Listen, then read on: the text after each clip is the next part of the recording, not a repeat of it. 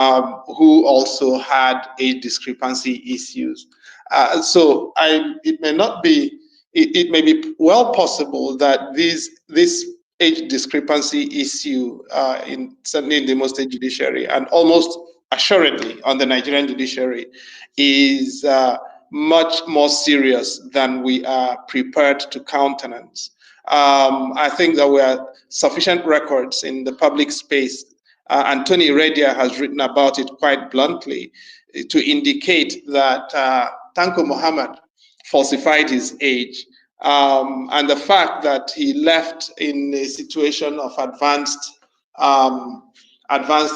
challenge to the central nervous system correlates well with the idea or the suggestion that he was much older than he claimed to be at the time when he assumed the office of the Chief Justice, and therefore that his age may well have been falsified.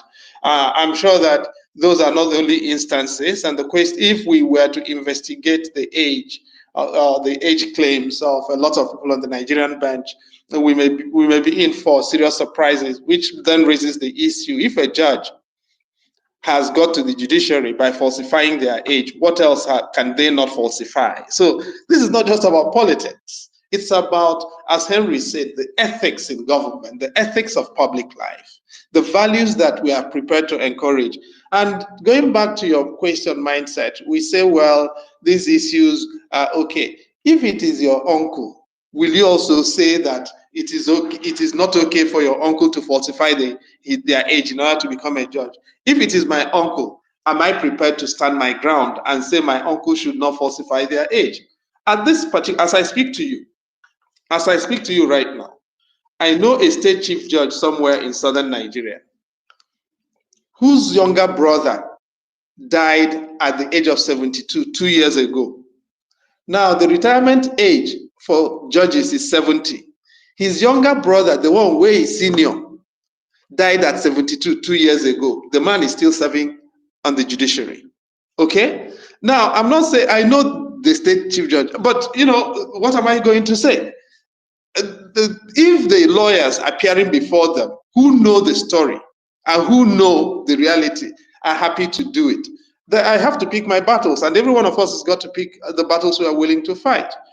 Which gets me back in many ways to Henry's question, how the judiciary is configured.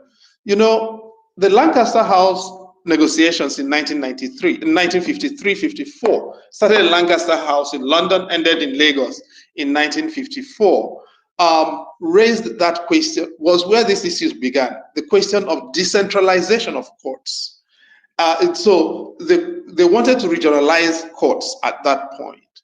And John Verity, who was the Chief Justice, argued against regionalization. He wanted a federalized court system. He lost the argument because regionalization then happened.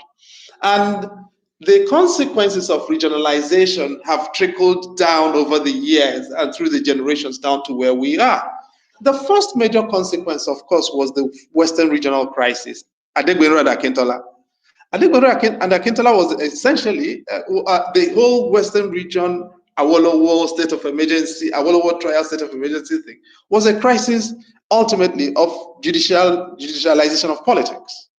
Okay, and that crisis actually began with the trial not of Awolowo, but of J.S. Tarka in 1961 for treason. Why was J.S. Tarka tried? Because he formed a political party that did not want to do business with the Northern People's Congress, which was ruling in Northern Nigeria, and preferred instead to go into an alliance or into a relationship with Obafemi Awolowo and his action group. And ultimately, that was why Tivland suffered emergency. J.S. Tarka was tried, but because the judge stood firm, J.S. Tarka was set free. Government learned his lesson. The next time we prosecute somebody on our terms, they are not going to go free. The next person whom they prosecuted was whom? Awolowo, Obafemi, Jeremiah. Okay? And Awolowo got convicted. And on the back of Awolowo's conviction, you had a state of emergency in the Western region. Now, that was the case of Adegbenro and Akintola. The chief judge of Western Region in Adegbero and Akintola was a Ghanaian, Kwasi Idun. Okay, Justice Kwasi Idun had been exiled from Ghana by Nkrumah. He became Chief Justice of Western Region, which was what they were called then, Chief Justices of the regions. And he failed to do what Akintola wanted him to do, which was rule in his favor at the High Court level. Kwasi Idun lost his office. He was exiled to East Africa, where he became president of the East African Court of Appeal. And when the NCNC NPC coalition lost that case at the Privy Council, what did they do? They abolished the Privy Council as the Court of Appeal and declared Nigeria a republic. That is where our problem started. So we've got to go, and this is why I insist, we teach law the very wrong way. We go and do doctrine because we think judges are saints, and we fail to understand the undercurrents that dictate the things that judges do. It is those undercurrents we've got to focus on, and which is why I like to insist on unraveling those undercurrents, because when you unravel them, it is easy to see how the things we glamorize as lawyers actually were political choices that were imposed through judges. And yet we teach it to young people as doctrine. And that doctrine over time then programs us into the kind of helplessness that we find ourselves right now. So will the decentralization of courts necessarily help? I don't think it will, because most state chief judges have abdicated their courts to the state governors. And we don't have, unlike the United States, we do not actually have state courts and federal courts. Now you have state courts, every judge subject to central NJC discipline. That's number one. Secondly, every judge wants to go to the Court of Appeal. So the incentives to kowtow, to make sure that they fall in line, are very heavy. And it is that hybrid system of a centralized, decentralized system that creates these incentives that gear us towards all manner of sillinesses. So if you go to, let me give you the example of the last set of federal high court appointments that Chief Justice Ariwoola did. In that set of appointments, he had his son there, right? But he was not the only person. Pretty much every other member of the NJC got an allocation of appointment, apart from those ones who explicitly said no. So Olumide Akpata, for instance, who as president of the NJC did not give himself a judicial allocation. But Olu is an exception, right? Now, if you go around and look, take Ogun State. The chief judge of Ogun State was a member of NJC. Her nephew, who failed the exams, her nephew, who failed the computer test, got in ahead of the people who passed the computer test. That is how bad the situation is. When people who fail the tests cannot become the people who win through to become judges, what do you expect? Let me yield, because I may say things here that people will find worrisome. But these things are not secrets. All right, thank you. Prof, please don't yield. You can say those things. I go try. Say the one way. I'll just say 1%. If Harry, if you want to know more, I think some of these things are written in the book. Some of these things are in the book, the Selectorate. So please, the book, if you're interested in getting this book, please reach out to Prof. Chido Dinkano, and he would direct you on how to get the book. Thank you very much, Prof, for your wonderful submission. Let me read out some of the questions here for you, sir. Ifenari said, Prof, can you clarify Professor Peter Oban's case, convicted for rigging the 2019 election for Godswill Akpabio with a 3-year sentence, yet reportedly free before serving his full term? I don't have the details. I don't want to speak about a case I don't know. I only read today that he didn't serve the prison term. I'm asking questions as to what transpired, because I don't want to make claims that I cannot stand up behind. So when I get the answers, I would certainly be able to form a view of the matter. At the moment, I don't have enough facts to be able to form a view of the specifics of that particular case. All right, please, if anybody have any question, please put it on the comment section. And if you want to be part of the conversation, kindly request for the mic, and I would pass the mic to you. Prof, I will come back to solution. What else can we do? Because as you try to explain it, a lot of people are still finding out. Okay, if you're saying that you're being threatened, then someone like you have been threatened. Or some people will say, okay, where do I come in then? If Prof is being threatened, is my life going to be safe to be a part of it? So what do you want the citizens to do? What do you want the opposition in quotes to do? Well, look, life itself is a threat to life, isn't it? I mean, you see people eating and they choke and die. I mean, what's his name? Caleb Olubolade died when? Yesterday or 2 days ago. He went to play lawn tennis, Abi, the former minister for special duties and governor of military administrator of Bayelsa State. He went to play lawn tennis. He died there. You see some people, they go in with their spouses. They don't wake up. They die, trying to produce children. So everything in life is dangerous, and everyone has got to make their choices as to what kind of danger they can cope with and what kind of danger they cannot cope with. If you are alive, you're old enough to die. So that's I long ago accepted that all of us are mortal and none of us has control over when we die, how we die, unless, of course, you choose to take your own life. So those things don't worry me now. If people want to threaten me on whatever platform, they're welcome to do so. Now, and this is why I quarrel with both Atiku Abubakar and P2B. And I'll continue to say it. I know that I take a lot of abuse for that one too, because, for all manner of things. But I'm willing to forgive Atiku fully, or indeed at all, for not going to Rivers State in 2023 to campaign. And P2B, this renegade priest in Benue State telling him, I cannot guarantee your safety. Who is the priest who cannot guarantee the safety of his own people? And Peter runs away and then starts going to Twitter. I'm sorry, we cannot run a country like that. And we finish an election and we are seeing them all over the country, all over the world. They cannot lead a protest inside Nigeria. Who do they want to die on their behalf? Okay, so the issue of judicial capture is serious enough for Nigerian politicians to take to the streets, because that is how a lot of them are losing power, and that is how a lot of them are losing relevance.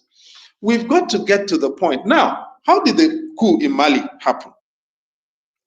There was an election during COVID in 2020. The opposition won a significant number of seats, but the ruling party of IBK won the majority seats. They were not enough. They were not happy with winning the majority, just as APC was not happy with having won the majority of seats in the country in 2023. So in 2023, APC sent in a squad of judges to go and collect the seats won by PDP in Plateau State. It's not much different from what happened in Mali. How did Mali get military rule?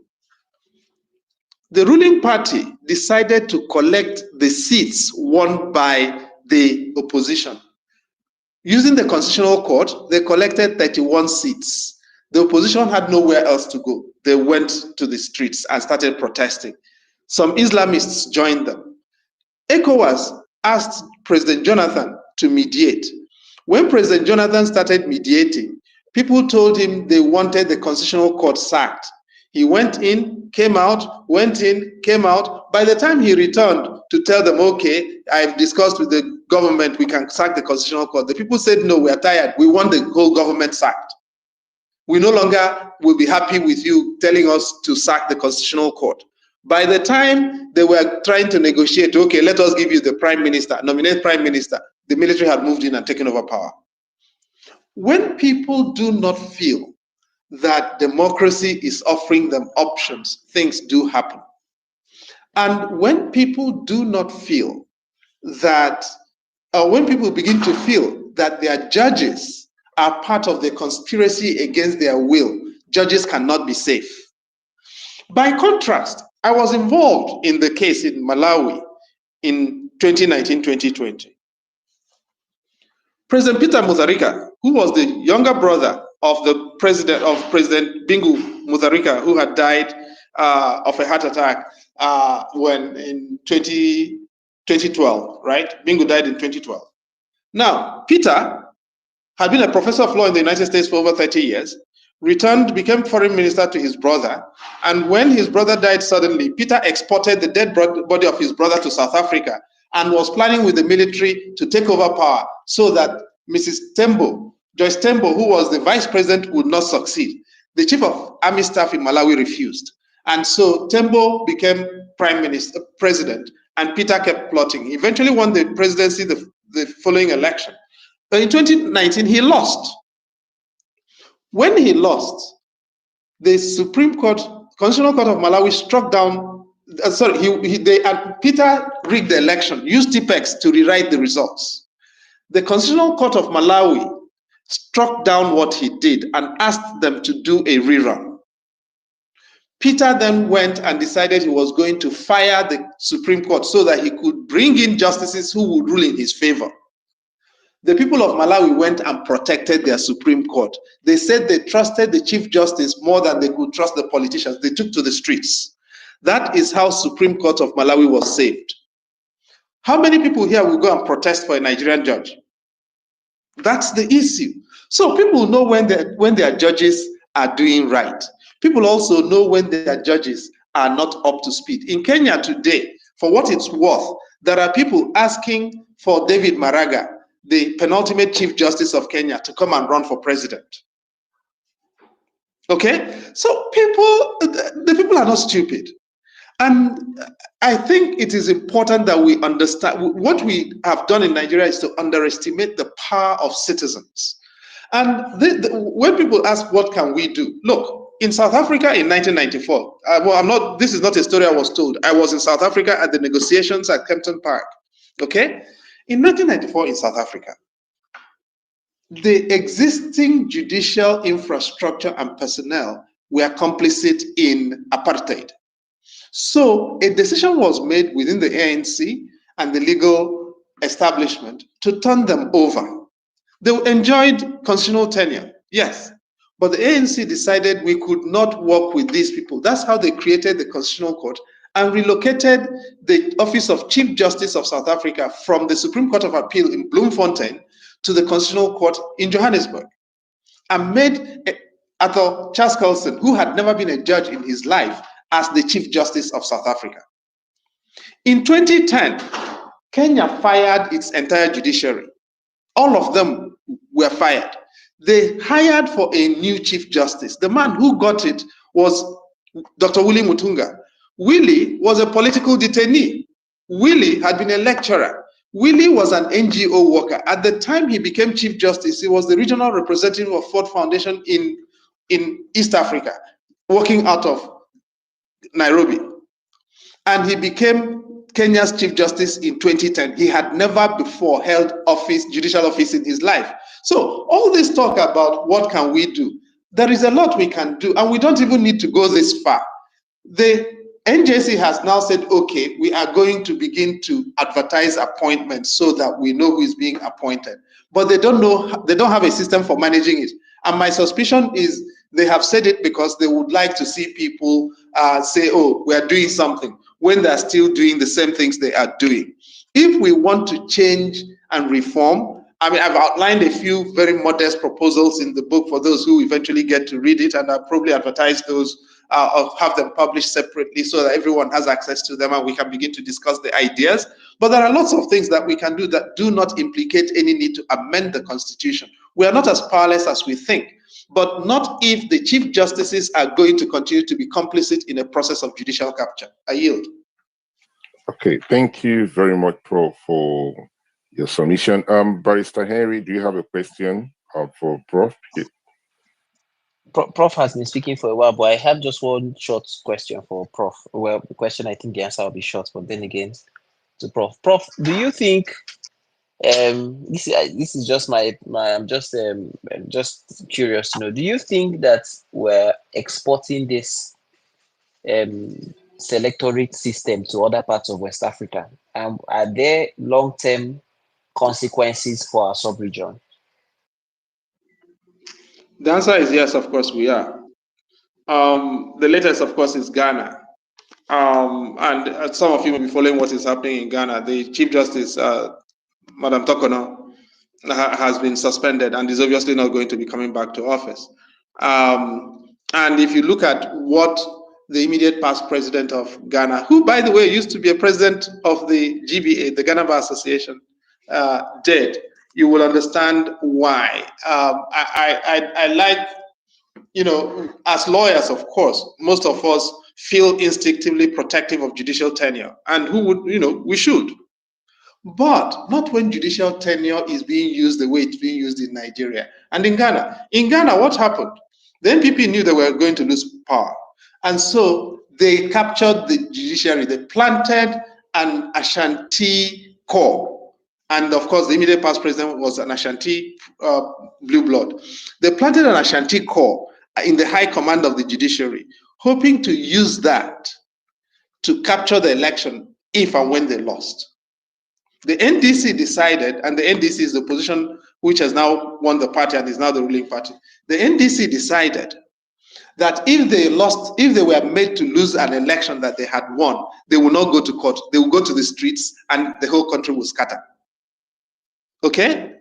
And so all manner of things were happening. And in that period, the Supreme Court of Ghana under Chief Justice Tokono started producing judgments that are like the laughable things that our Nigerian Supreme Court is producing. I mean, some of you may have read just about Professor Sage, who is no sympathizer of the opposition, saying today or yesterday that the Supreme Court's judgment in Rivers State issue was disgraceful. Now, that is how bad things are, that even people of minimal intellect, but Sage is obviously not minimal intellect, Sage is supreme intellect, but people of minimal intellect who know what things are can no longer support the kinds of things happening. But as I said, Ghana is a classic example of where the selectorate is happening. And it's not just in West Africa. In Africa, if you look at Mozambique, what happened in Mozambique with the last elections is not much different. Zimbabwe, classic. Uganda, classic. Burundi actually is another one. Rwanda, of course, we don't even have to go there. Long time since my friend Ngabishema Musinzi was the president of the Constitutional Court. I could go on. Okay? This is the situation we now find ourselves in. And the first chapter of the book deals with the African trend before we then home in on the Nigerian particularities. So for those who want to get the sense of African lay of the land, you can just take the book. Every chapter in the book is actually designed to be self-sufficient, but they're also connected logically. So if you want to get a full spectrum view, you can read the entire book. I think it's about 323 or 329 pages.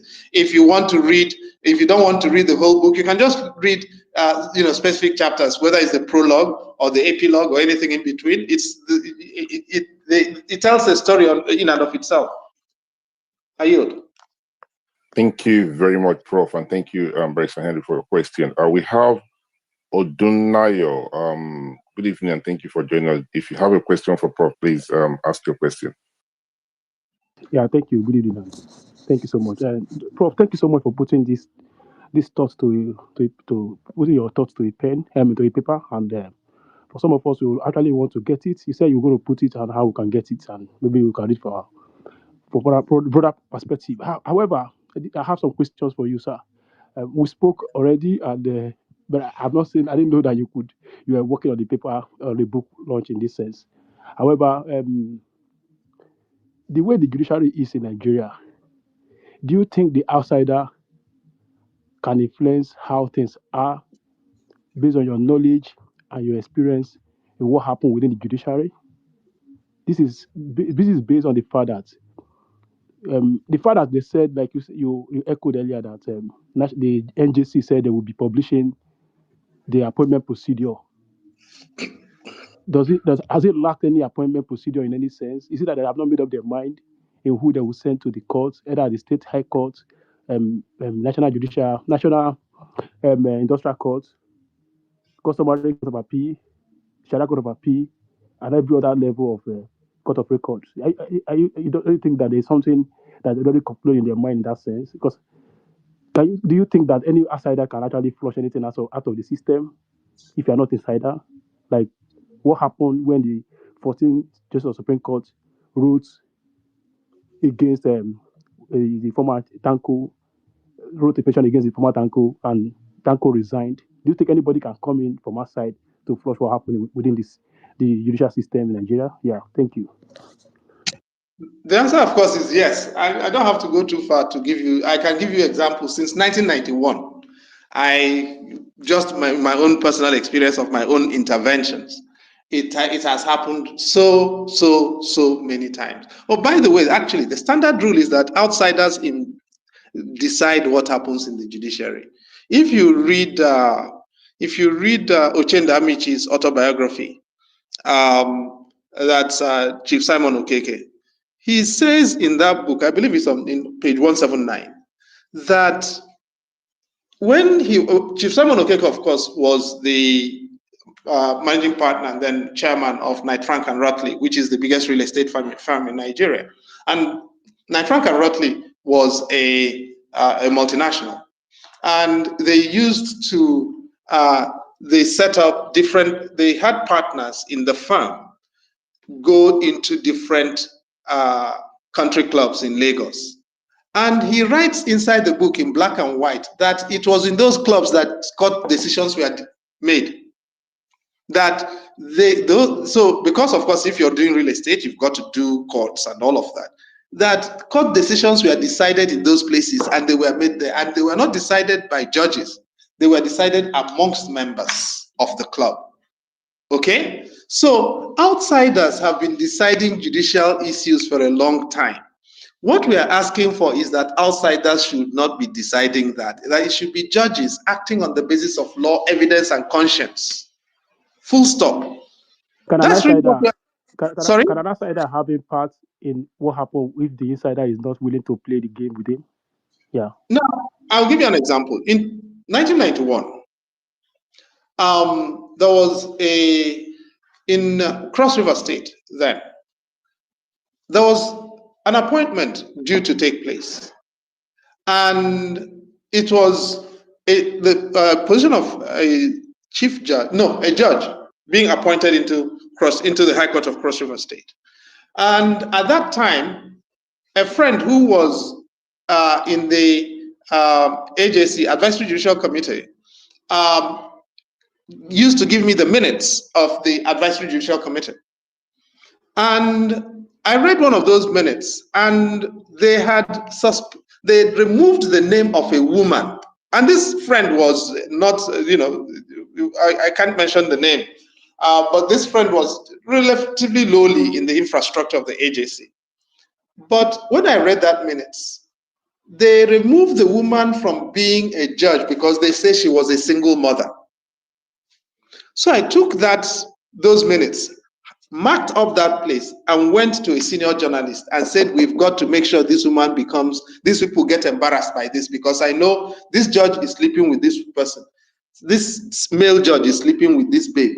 This other male judge, I see them, they sleep with this other one. Say if they don't make this woman judge, we will embarrass them. The newspaper and that editor, the person who ran that story, is still alive today. I'm not going to mention his name, but he's a very, very senior person in the Nigerian media today. The month after that story ran, they recalled that decision. That woman was made a judge. Okay? She only retired a few years ago. Now, Ifeoma Jambofo was promoted from the High Court to Court of Appeal in 2013. When she was promoted, Ifeoma Jambofo came from East Central State. By the time she was going to high school, it had become Imo State. By the time she became a lawyer, she came from Abia State. Sorry, she came from, by the time she came from East Central State, then Anambra State, then Anambra State. Her husband went from East Central State to Imo State to Abia State. When they married, she came from Imo State. But she then got appointed as a judge by Abia State. And when she was sent to the Court of Appeal, it was as a Justice of Appeal from Abia State. And people objected that she came from Anambra State. So when she went to be sworn in, on the day she went to be sworn in, the Chief Justice of Nigeria walked her out. She was not sworn in as a Justice of the Court of Appeal. It was public pressure from people like me, who made Ifeoma John Bofo Justice of the Court of Appeal. She just retired 2 years ago. Okay? Now, I'm giving two examples. The only reason I've mentioned Ifeoma John Bofo is because her case was in the public domain. I don't want to give cases that are not in the public domain because I don't think it is right. The judges, some judges who are very good people deserve protection, and we need to protect as many of them as possible. And I know several, and I've worked on several of their cases that if you hold a gun to my head, I would deny that I know any judge. But I've worked on several cases involving judges who without that would never have gone forward. And so when people talk about these kinds of things, can external pressure pay? And of course, I weighed in on the case of the Imo State, the penultimate chief judge of Imo State. Without that, she would probably have still been in office. So does public pressure make a difference? Absolutely makes a huge difference. And this is why I keep encouraging us, don't lose your voice and don't give up. But if we don't sort out this judicial monster, no electoral reform can work, because it is the judges who will go and give useless judgments. I know my way around legal drafting. I graduated from the Nigerian Law School as the best graduating student in legal drafting in 1988. I won the prize at the risk of considerable immodesty. Okay? Now, I know my way around legal drafting, and I see a lot of kids telling you, "Oh, this is how this is what we want." There are things you don't write into legislation, because when you do, you undermine the viability of the legislation. Now, anybody who knows legal drafting will tell you that the donation of power to regulate the elections in Electoral Act 2022 was classic, and it was near perfect drafting. Judges went and torpedoed it and told INEC that INEC could create guidelines and not comply with them. Now, any student of administrative law will tell you that that fails administrative law. The doctrine is the doctrine of legitimate expectations. There are better lawyers here than I could ever hope to be, but you don't need to be a classic lawyer to know that whether it is Wednesbury rule of unreasonableness, or whether it is the doctrine of legitimate expectations, administrative law renders the the jurisprudence produced by the Supreme Court on these issues totally meaningless, totally laughable. It's beneath risible. So let's encourage ourselves. This thing is not as hopeless as it is, but we do need a critical mass, and that is why the book. That is exactly why I decided to write the book. Let me yield at this point. Thank you. Yeah, sorry, thank you, Odunayo. We have somebody hosting the space. If you want to ask more questions, please do raise your hand so we can pass the mic back to you. Thank you for your question. I can see you raising your hand. Please do hold your thought for a minute. Prof, I have a question here from someone on my DM here. He's asking, how much is the book? Frankly, I don't get involved in pricing, just as a matter of principle. I have never done pricing in my life. It's deliberate. I can actually can I put a price on it and sell it and make money from it? If you want that, please feel very free. But I don't do pricing as a matter of principle.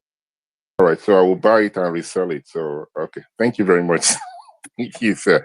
We do have, please, if you have any question and you're not able to come on the spaces, can you put your question on the comment section? Odunayo, please hold your thought for a minute because of time. Let me allow others to ask their own questions as well. Elvis Patrick, good afternoon, good evening, sir. Your question, please. Elvis. Elvis. All right. It appears Elvis is not here. Then I will pass the mic to Galba. Galba, good evening. Your question, please. Good evening, Marcel. Good evening, Prof. Good evening, Prof, sir. I have this question, and it worries me a lot. Uh, to be sincere, we are all Nigerians, and I don't think, and I'm not seeing it coming, that I don't see any political will from all these politicians to be able to turn around the mess up that we are seeing in the judiciary, and even the judges, the judiciary itself.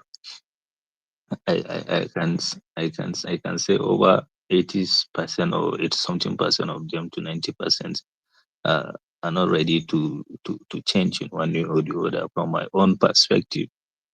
And I'm not taking them for granted or abusing any of them, any one of them or a group of them. But my worry is how for God's sake, how are we going to turn this judiciary issue around in this country to be a better institution um, that we are seeing in other parts of the world. How, Prof? If you can give me at least a courage, or if you have any idea that you can give me to be able to have um, to have a hope for the judiciary in particular in this country, because I can't see the political will anymore again. Uh, as young as I am, at the age of 30 something years, 35 to 36 years now, you are far older than us, and you have seen a lot, and you know a lot, and for that matter is your own profession. Prof, how that is my worry. How can we turn around the issue of this judiciary in this country, please? Oh, no, Garba, thanks a lot for that. It's not a very complex question. As I said, I deal with that in the last chapter of the book. I believe that's chapter 9 of the book. Just in terms of a few ideas as to how it's going to be possible to start reconfiguring all of this. Of course, there's no magic bullet to it. So if anybody is looking for a quick fix, boom, it's no. That's what I try to also dissuade ourselves from. But one thing I want to encourage you with is this. This thing, there's a long story to how it occurred. But many people here may remember, at least some people should remember, that in 2006, the man of the year, guess who the man of the year in Nigeria was in 2006? It was the judiciary. In 2006, the Nigerian judiciary was voted man of the year. Okay?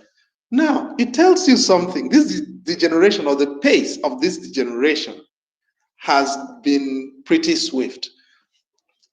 When Chief Justice Belgore took over in he served for 7 months in 2007 as the Chief Justice. Nearly every lawyer in Ilorin became Senior Advocate of Nigeria. How many Belgores do you know who have become, senior this and that and the other one, judges?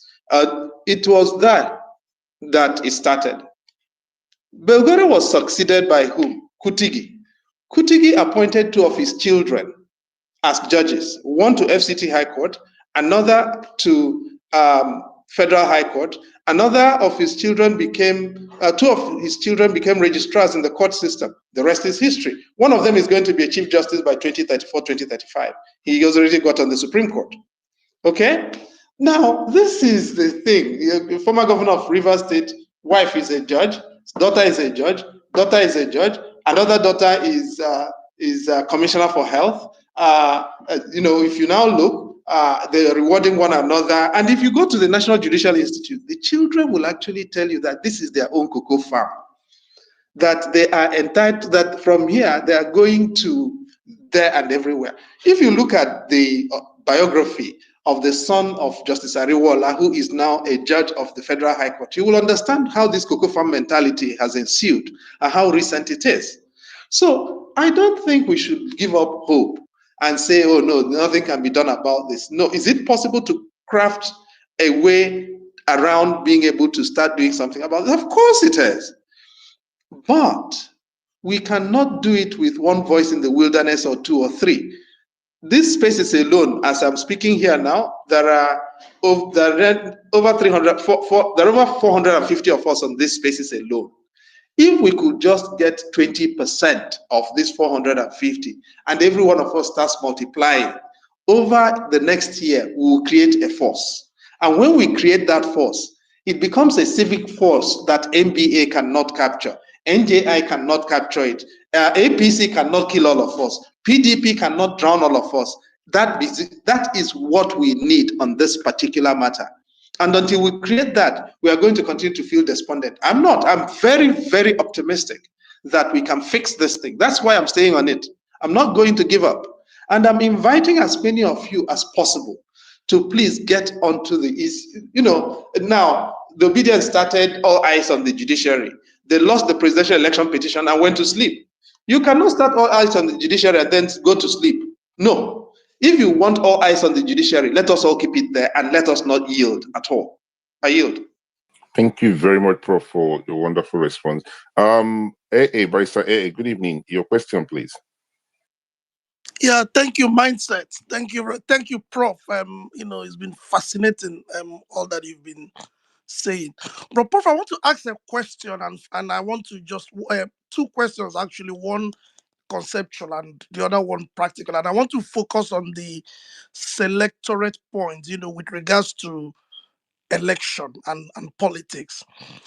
And Prof, my question is I know that the Nigerian situation is different and we focused on corruption and the judicial history and all the structural problems. But this issue about the judges, you know, supplanting the electorate and the citizens and then delving into the realm of politics and essentially almost hijacking and dictating the political process. Is there like a global trend, even though Nigeria could be sitting on a place of its own, but generally, is there a global trend? Because the reason I ask is, I know, and I know you would know him, Justice in the UK, Jonathan Sumpton, who is a historian that became a Supreme Court judge in the UK, wrote a book, The Trials of the State. And the central thesis of that book, essentially what you are dealing with now, Prof. And he's talking about the way the judiciary and the judges have nearly taken over the realm of politics and dictating a number of things. Then you go to the US, you see that, you know, legal scholars are also talking about it. So could there be anything about contemporary politics that actually contributes to it? I know that Nigeria has its local peculiarities. Prof, if you can address that, one. Then the second question, Prof, is where do we focus? Because I see from your diagnosis, I think there are two problems that I think I gleaned from what you said. One is that there's structural problem, which I rose through, you know, our judicial history and development. But the other one is ethics. So if we were to put these two side by side, where do you think we need to focus as you know, as the short-term intervention? Is it the structural problem or the ethical problem? If you can take this, Prof, please. Thank you, sir. Well, thanks a lot, my brother. Fantastic questions, actually. Now, again, the first chapter of the book tries to frame this issue in comparative terms, and part of that is examining precisely the first question you posed. Now, if you look at of course, the United States system is somewhat unique in the way it operates with the party systems and judicial appointments. Although it's only after the Robert Buck appointment in 1987 that judicial appointments got toxified. First Buck, and then, of course, Clarence Thomas's succession to Thurgood Marshall in 1991. Correct? So if we look, so the US system, I think, is unique and has evolved in its own way. But then again, you've also had crossovers in many ways, haven't you? So if you go back to the history of the US Supreme Court, you'll see that, you know, L. Warren, who ran, by the way, for the Republican ticket against President Eisenhower, became Eisenhower's nominee to the office of the Chief Justice, and basically transformed the U.S. Supreme Court in public imagination. And Warren Burger, who succeeded him, was a Republican as well, but really center of the road Republican. And you know, you've had justices actually. Harry Blackmun came to the U.S. Supreme Court as a Republican and ended up a very celebrated liberal. He was a justice who wrote the judgment in Roe v. Wade, which most liberals would not have written, by the way. So now, but the U.S. Supreme Court was invited in Bush v. Gore in 2000 to write itself into election decision making. It said no. It actually said that courts should be careful about protecting the design. If you read that judgment, that judges should be careful about protecting the design of the US Constitution, that sovereignty belongs to the people. The Indian Supreme Court has looked at that same issue and taken exactly the same position, that courts should not be the people deciding who wins or loses elections and computing votes and declaring numbers. That what courts should do is preserve the framework of rules with reference to which such decisions are taken. And if you go back to read the Babalaki Commission report, which investigated the FEDECO and submitted its report in 1986 based on the 1983 elections, you may know that Babalaki Commission, Justice Babalaki in that report explicitly said that if a court invalidates an election, it should send it back to the people for them to decide. Go back to what is it? I think it's Onohan INEC. Aniagolu said exactly the same thing, Justice Aniagolu. If you go to Uwais panel report in 2008, they said almost exactly the same thing. That the decision as to who becomes a winner of an election should not be computed by judges. That, I think, is the underlying issue here. That once judges begin to be the people, and you're right in referencing Jonathan's assumption, he also makes that point in his more recent book, Law in a Time of Crisis. They are looking at, in which he looks at the role of the law in the context of COVID. And he says, no, the law should go so far and no farther, right? Now, if we contrast that with what our judges are doing in Nigeria, the overreach is beyond the call of duty.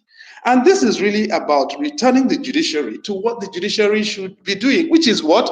Addressing the cases that involve ordinary citizens, not being fully immersed in calling the winners and losers of elections and making money off of that directly. As we speak, the Indian judiciary is experiencing a small crisis. Why? There was a fire in the house of a judge. And the fire service went there. As they were evacuating, they found a lot of money in the house of the judge. They reported that in their documentation, and the Chief Justice of India requires the judge to resign because there was no way to explain the quantity of money that was found in his office. The judge has refused, and the Chief Justice of India has taken that to the President of India to require the judge to resign. Okay? In 2016, I have the report of the SSS. The amount of money that was found in the house of Justice Ngota, for instance, there's no way you can legitimately explain that amount of money. He is gone, and may God do his thing, and may God grant his soul mercy. But as a fact, there is no way Ngota could have been an upright judge with that amount of money, with what was recorded as having been found in his house. I have the full report of everything that was found in every justice who was raided on that day. Do I think the SSS acted properly in the way they did it? No. But should they have had those amounts of money in their houses? Absolutely damn no. So this is the point.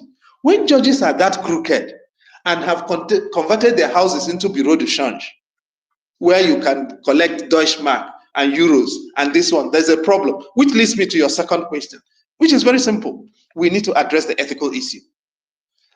If you have a case quite honestly. You don't want to know where the judge comes from. You want to know that the judge is upright and that will hear you properly. And an upright judge is an ethical judge. An ethical judge is an upright judge. You also don't want to know how bright the judge is. Actually, I'm afraid of bright judges. Bright judges can be very crooked. An honest judge does not have to be bright, because judging actually does not require you to be too bright. It needs you to be a person of firmness and conscience and knowledge, basic knowledge of evidence and the rules. Bright judges will twist things, and I don't want to mention any names, alive or dead, but we know enough bright judges to let us know that you need an honest judge, not a judge who is necessarily too bright.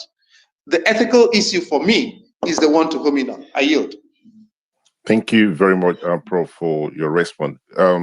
Please, if you have any more questions, put them on the comment section, then I will read them out. Well Mind said, good evening, Prof.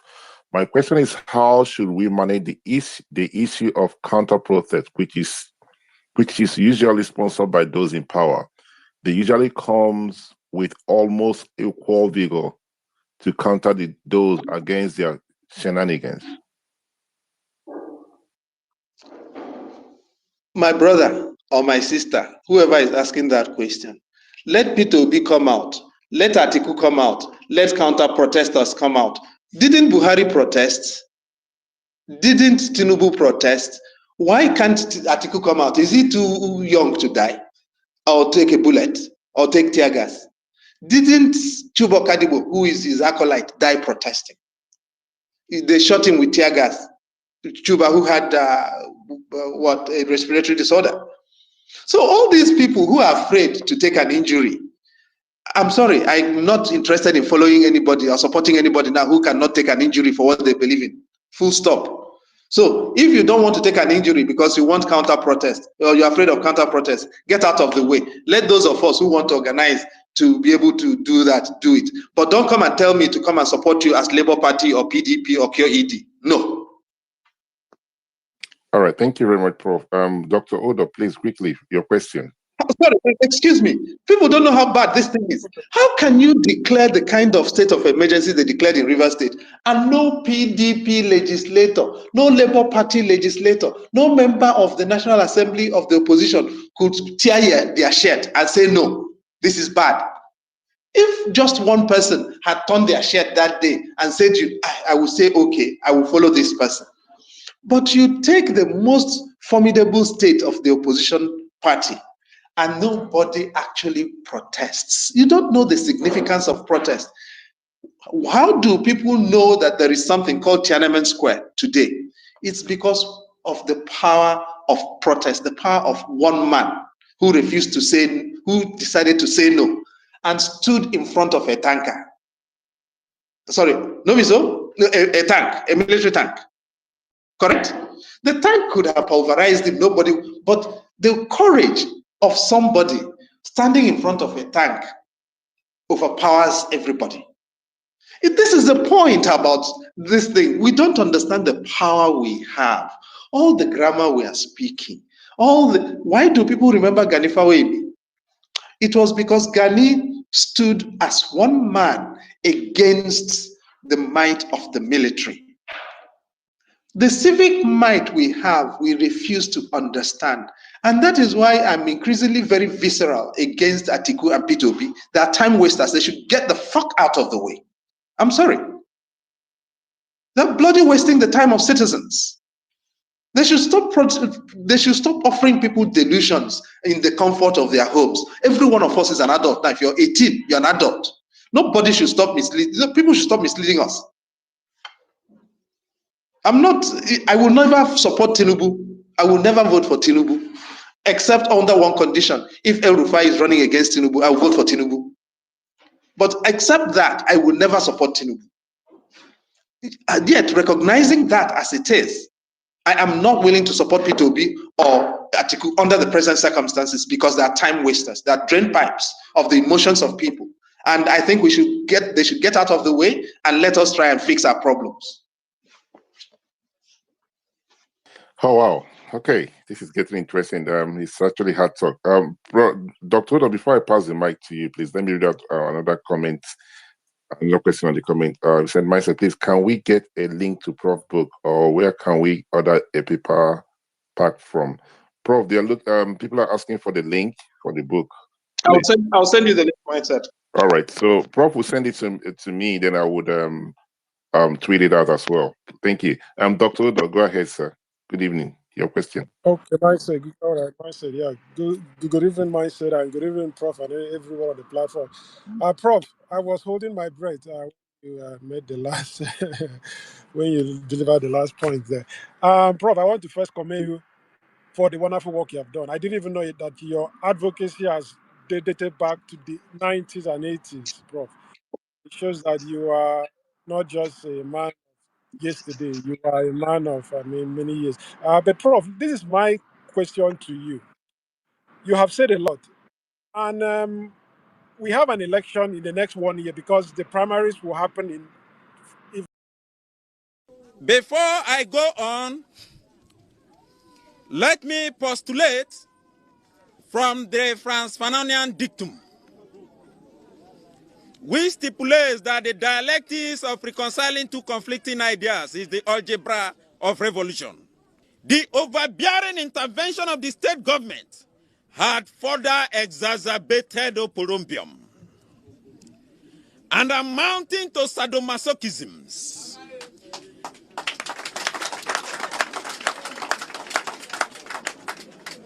Acrimony and chaos. And people keep saying, "Oh, my candidate is going to win if there is reform or this," because it's a waste of time. I want to know from you, Prof, what do you think are specifically the short-term, medium-term, and long-term interventions? I'm more concerned about the short-term interventions that can be deployed to safeguard the integrity of the 2027 presidential election. You said something just the last comment, which I have my bread, and it's actually what happened in 2015.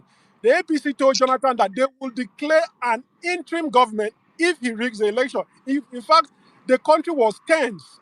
It was tense. I do not see that kind of energy in 2023. It was a joke. It was a joke. We didn't need to go to court. So I want to know, Prof, your own opinion on what is the short-term intervention to safeguard that election, because I don't think we have time for the long term and the rest of it. Thank you very much, Prof. My brother, thank you. Do you want me to be honest with you? Please, Prof, straight to the point. I do not think Tinubu will organize an election and lose it. Full stop. Okay? And not to a bunch of people who haven't got a framework right now. So I want to be practical. So anybody telling me now about 2027, and by the way, as we speak, Tinubu and APC have enough numbers in the National Assembly to amend and in the states to amend the constitution and give Tinubu tenure extension. That is our reality right now. And when people therefore start talking about electoral reform, I look at them and I laugh. Now, I was fully involved in the campaign against third term. I cannot say publicly a fraction of what we did or how we did it. And when I look at what transpired in that, now my bigger fear is not 2027, because constitutionally, Tinubu, as an incumbent president, howsoever he got there, has a right to run again. And if you control NNPC, control Chief Justice, SSS, Chief of Army Staff, have appointed INEC chairman, and have appointed the CBN governor, and the governors of Rivers State and Delta State have defected to your party, and you are in charge of Lagos State government, and you lose an election, something is wrong with you. You're dead, basically. That's the only circumstance in which Tinubu will not win, be announced winner of the election. I don't know about winner, but the announced winner of the election, Tinubu will have to be dead physically for that to happen. And so I am not in the realm of, I'm very idealistic, but I'm also fairly brutally honest with myself to begin with. So this is the first thing. My bigger issue is not whether or not Tinubu serves until 2031. It is the real possibility now, guys, that Tinubu is going to serve beyond 2031. So if you're asking me, my framing of this thing is third-term issue. It is not about, I will not frame a campaign on 2027. I will frame a campaign on third term and start from there to mobilize. But when people can't even see that the landscape has changed beyond 2027, and they're thinking about how P2B is going to be adopted by El-Rufai, who is going to use him to get Igbo sentiment for his 2031 run, I get tired, of all of this, and they come to me. Anybody can abuse me, or I'm used to being abused, and I'm very comfortable being abused. But the idea that of the obedient, my obedient friends, right? I'm not obedient. I'm a skeptic by definition, and I don't like hero worship. So every person has got to be subject to criticism and accountability, and that includes P2B, and that includes Atiku, that includes Tinubu, that includes myself and everybody. We've got to be brutally honest with ourselves. If people cannot see that Peter does not have a pathway to the presidency with El-Rufai, and they are celebrating Peter meeting with El-Rufai and going around, then there's a problem. There is a huge problem. And if that is the way they are going to win power, let Tinubu rule until 2031, and then we'll fix our problems. For me, it is very straightforward. But I'm not focusing on 2031, as I told you. The problem we have has changed hands. We are in PHCN. The problem we have now is a third-term problem. It is no longer a 2027 problem for me. In 2027, Tinubu will be announced winner, whether he's in hospital or he's in State House. Tinubu will not campaign, and he will still be announced winner. That is my situation right now, and I've accepted that as the reality.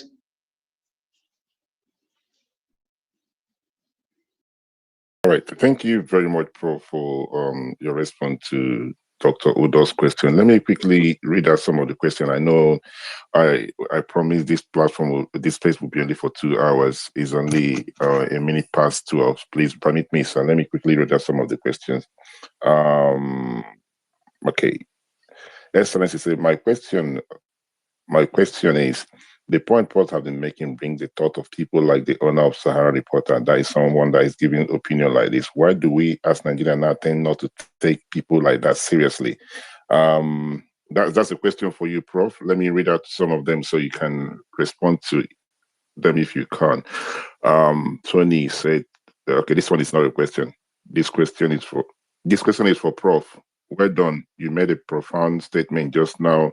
The article be wasting our time. Then what are the options? And Switch Angel say an upright judge is an ethical judge. Okay, it's just responding to your quote that you made. And the Ifenri say, Prof, please, what step can be taken to curb the culture of judicial coup? In these cases, the Oshun NULG versus APC chairman dispute, where judges rescue themselves after allegation of bias. Well, I don't know. Now, people keep asking me, what are we supposed to do? What are we supposed to do? First of all, I'm not a magician. Everybody who is an adult has a right to vote, and I have no right to tell people what to do. I can't even tell my daughter what to do. She will ask me why. So who am I to tell you what to do as a citizen? That's the first thing. But having said that, I've told you something here. In my very humble, limited opinion, those saying I cannot stop the people who are focused on 2027 from focusing on 2027, because they also have civic agency and they have a right to determine for themselves what they want to do. I also cannot stop myself from telling them that they are wasting time. That if you want to frame a campaign that will capture Nigerian imagination, don't frame it as 2027, frame it as anti-third term campaign. That Tinubu is not going for a one-party state. Tinubu is going for tenure extension. And when he gets the mandate in 2027, he will use it to recalibrate the constitutional landscape and extend his tenure. When you frame a message like that, you actually are more likely to build an unusual coalition, because the North will begin to think, you mean this man is going to keep us in the cold for more than this? Even their own political landscape will start altering. In the midst of all of that, we are more likely to throw up a new political leadership. We are more likely to begin to search to find out how we are going to try and resolve these things. Of course, it's going to be difficult to tell Southern Nigeria that their man will stay 4 years and then the power will go back to the North for another 8 years. So there are issues here for all of us to resolve, and nobody has a foolproof answer to all of those issues. But we need to start thinking about what to do. Let me tell you this. Ahead of 2023 elections, I wrote a manual. Anybody who knows will, or for all of my friends who were telling people to go and collect PVC, I called several of them. I put my thoughts down in writing in detail as to how the election was going to be run. Why? And how could I have done so? I worked as an advisor to Jega in 2011 and 2015.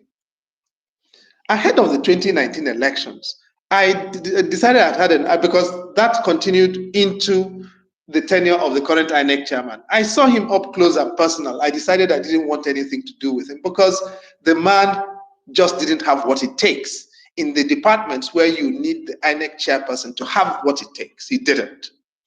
The fiber did not exist. And there are things I cannot say here about the kinds of things, and Nigerians don't know a fraction of the things that occurred.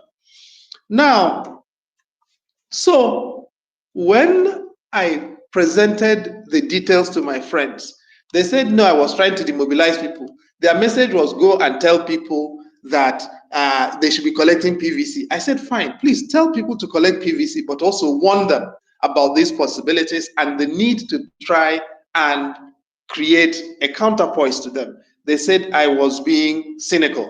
Everything I told them, down to a T. If anybody wants to know what I wrote, I'll send it to you directly. Everything happened. Everything that happened in 2023 presidential election was foreseeable.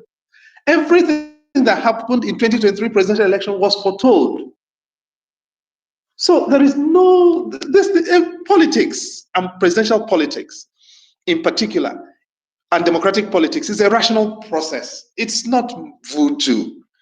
When people come the way we come in Nigeria and overwhelm it with emotion and sentiment, we lose the capability to do anything. So as to where we are, I think the messaging for me is clear. The options are very clear, and it does not involve magic.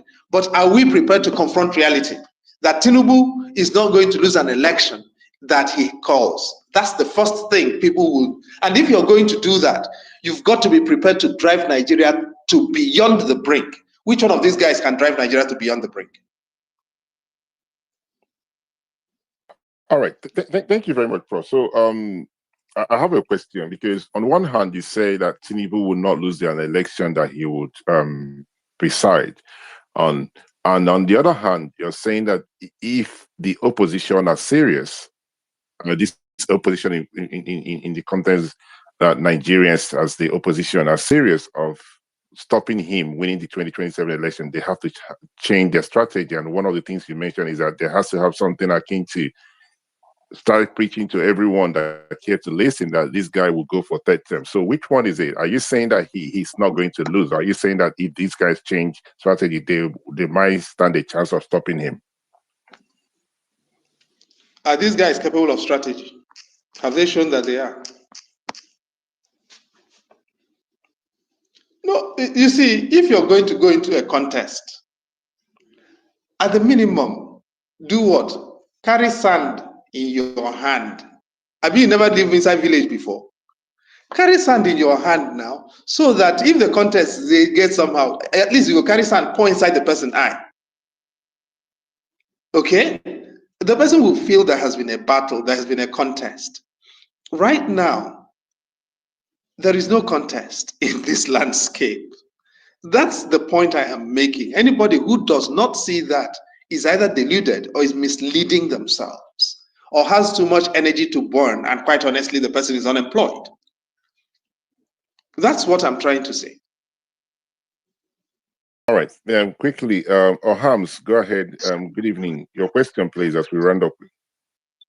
All right. Good evening. Thanks. Thanks for organizing this space. Thanks to Professor Odinkalu for making himself available. So quickly, I would just like to run through my question, because I share the same sentiments with Prof. Like 100%.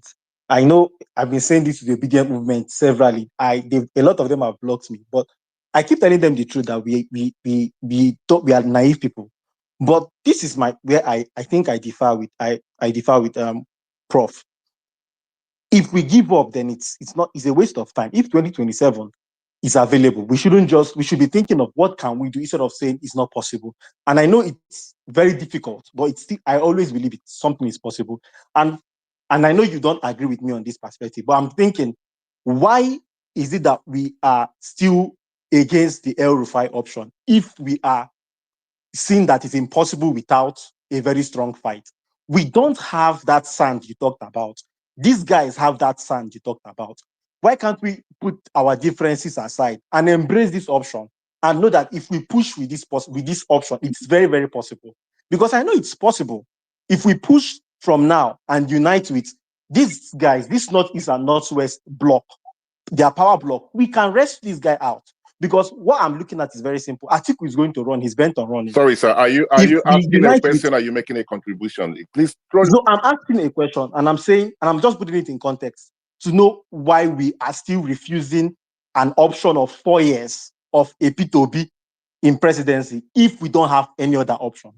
So that's basically what I'm asking. It's possible with this option. Why are we detesting it at the end of the day? My brother, I like your honesty, and because you're an honest person, I'll give you an honest answer.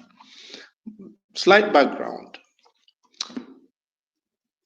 I represented the family of Bartholomew Owo against Buhari, and I saw Buhari up close and personal.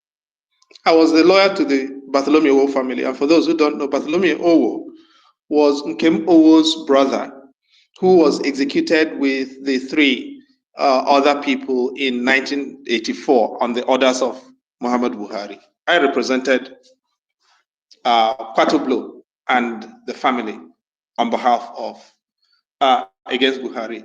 And I saw enough in that process. When in 2014, Buhari was coming out, I had a lot of young people who worked with me. Every one of them was a Buharist.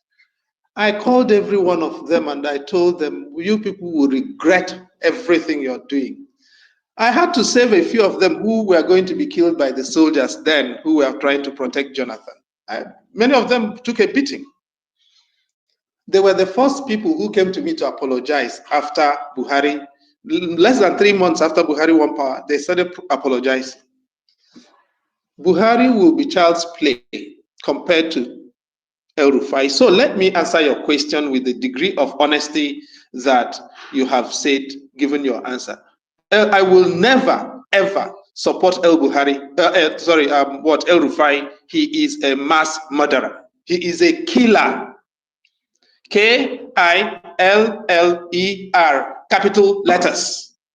I am not desperate enough to put my vote or my energy under any circumstance, absolutely under any circumstance. I cannot support a mass murderer as the president of Nigeria under any platform for any reason. If you do not know that El Rufai is a mass murderer, come to me, I'll give you the receipts. And if play this one back and let him go and sue me. Okay? And when you people are so desperate, you want a mass killer to become your president, I pity you. Because the day your El Rufai is installed, your village is gone. I don't think you people understand me. Sorry, Mr. Ham. Sorry, Mr. Ham. Sorry, apologies, Prof. Mr. Ham, there's a way this platform runs. You don't just interject. You wait for the speaker to finish. If you want to respond, you raise your hand, then we'll pass the mic to you. Okay? Thank you. Prof. No, apologies, but you were saying president, not vice, which was why I had to. So it doesn't. Let me tell you, my brother, nobody will make El Rufai vice president because they know that they will be dead by the time they finish appointing him and he gets sworn in. Nobody ever will make El Rufai vice president. El Rufai himself knows it. Please, you people should stop hallucinating. This thing is not that deep. Nobody will make El Rufai vice president. No. And if you guys want a magician, you want to magic your way out of Nigeria's problems, there are no bloody shortcuts down around this damn thing. The earlier you guys recognize it, the better. El Rufai is unfit to be on any ticket, and any ticket that has El Rufai, I am going to go into the campaign and I'm going to keep telling Nigerians he's a mass murderer. He knows he is. Look at what is happening in Kaduna. What makes you, how did the killings in Kaduna start going down just because one man left office? Why are you, can you explain to me your harms, please? Why are you so desperate? You don't know that El Rufai is a killer? Let me ask you. Okay, this is my perspective, and I know everybody might not buy it, but this is my perspective. No, I asked you a direct question. You asked me a direct question, I gave you a direct answer. Can you give me a direct answer? Do you know that El Rufai is a killer or not? It is the information that is available to me. I've read it, and that is the perspective I have. They deny it, but that is the perspective I have. My perspective doesn't differ from yours. Okay, let's get back to the conversation and read out some of the things that others are saying on the comment section. Okay, Mr. Adewale say you are not. I think they're referring to Prof. You are not supporting anybody yet. You are killing Tinubu's character, Prof. That's they're responding to you. And Dr. Mike said Tinubu has no intention of third term.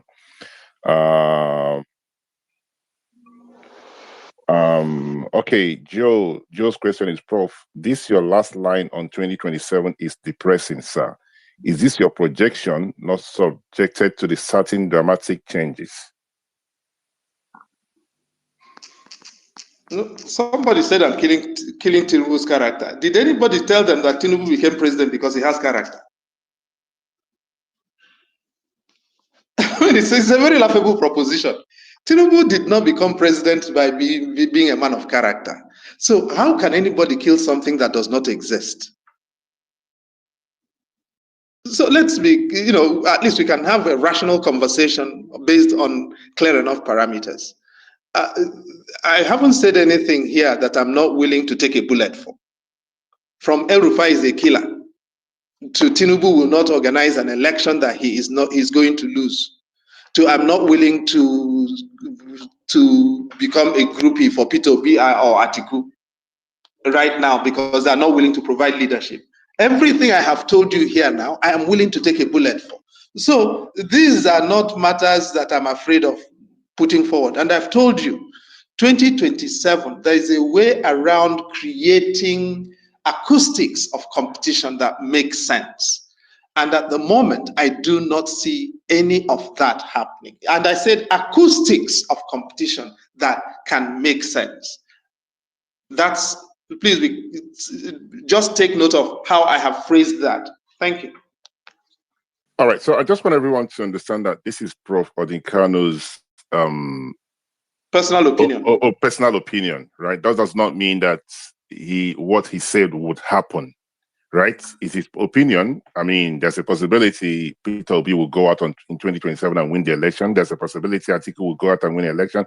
There's a possibility El Rufai will be in a ticket and they'll win the election. So this is his own personal opinion.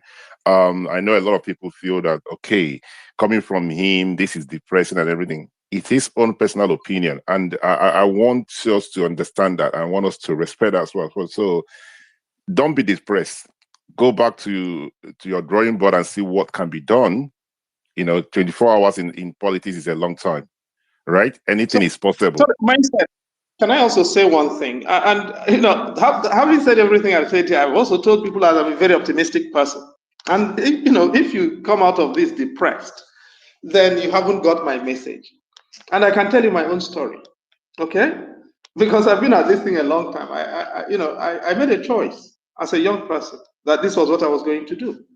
And heck, as I said, I graduated at the top of my set in the Nigerian law school.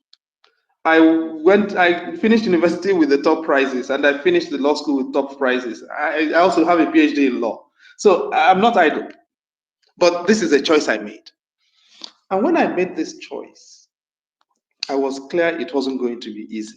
I've been at this, in my generation, we wrestled military rule. In 1993, while Abacha was beginning his presidential tenure, my friend Tunde Fagbonlu, senior advocate of Nigeria, for those who know Alukanda Oyebode, the law firm, Tunde is the senior litigation partner in Alukanda Oyebode. Tunde and I drafted the FOI bill. At that time, the military were still in power. We had no hope in hell of getting that bill into law, okay? That bill that we drafted in 1993 became the FOI Act in 2011 with modest adaptations. All right? Now, it didn't end there. I could tell you a lot of stories about all manner of situations from different parts of Africa, because I've had the privilege of working in different parts of Africa, different countries on litigation and a lot of other things. In 1997, I represented a man who was stateless in Botswana. We finally managed to get him a passport, but before he died, he told me, please work hard and make sure that this thing that has happened to me does not happen to anyone else. In 2007, in his memory, I prepared a draft treaty on statelessness in Africa. That treaty that text I prepared in 2007 became adopted by African Union as a convention last year in 2024. What am I saying here? When you start some of these things, you don't know how far they are going to go. So the idea of giving up should not be in our lingo as long as we are alive, and particularly if you're young. The fact that Tinubu is dominant today does not mean he's always going to be dominant. Anyone who was around in 2003 would not believe now that by 2025, PDP is about to be finished, because the hubris of PDP then was overwhelming.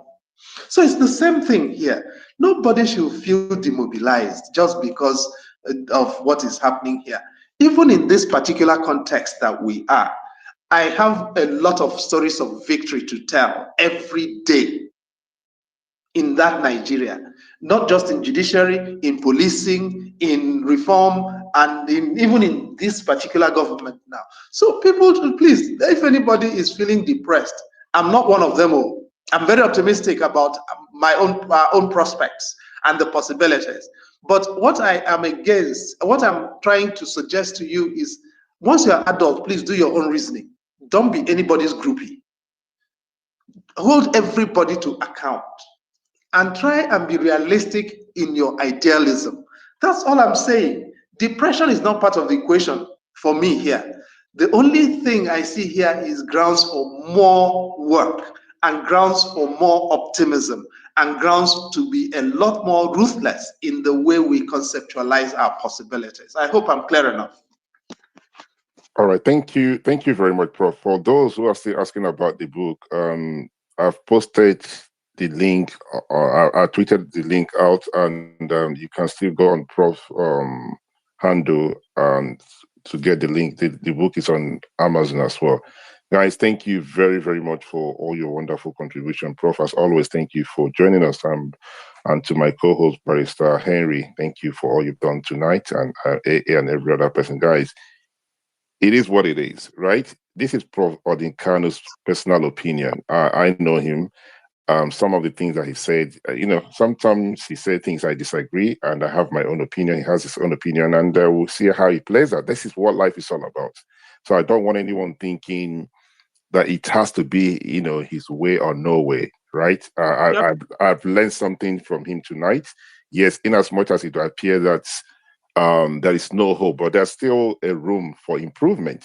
Now, if things are not done right, there's a possibility Bola Tinubu will win 2027 and go for 30-31. But if things are done right with the limited time, there's a possibility the opposition can still, put the right message out. That is the one thing I'm taking home right now, right? The right message of trying to get the Nigerian people and trying to let the electorate know that if you guys don't do what you need to do and stop this guy winning 2027, there's a possibility he's going to be there, not only 2031. So there is something to learn from this. Nobody should be depressed.